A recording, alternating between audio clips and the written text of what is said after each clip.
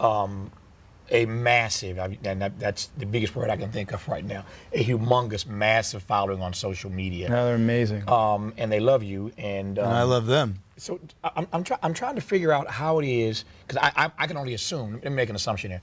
I assume that a whole bunch of them are young people.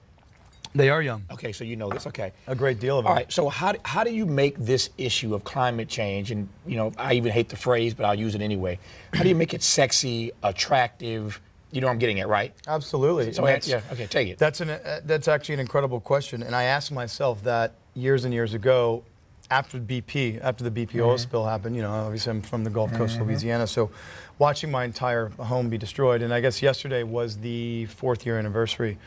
How do you make it cool? How do you make it sexy? Well, one cool thing about it is that the most underdeveloped, underutilized, underappreciated, undervalued group of people in the world are our youth. Yet they make up half the population, and they're going to be running the world. So why wouldn't we give them the tools ultimately to be able to do that?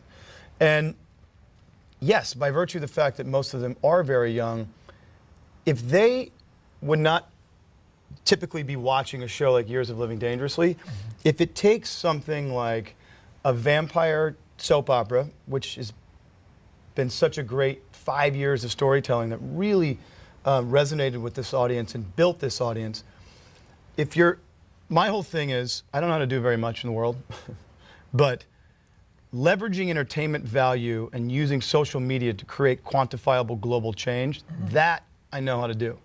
And what's so exciting about that is that if a 15 or 16-year-old young person is watching Years of Living Dangerously, all of a sudden they become empowered by all this information. So ideally what you want to do is, and it all stems from a compassionate place, the biggest thing missing in life, the reason we don't necessarily look through life in this more holistic framework, is there's such a lack of compassion for anything.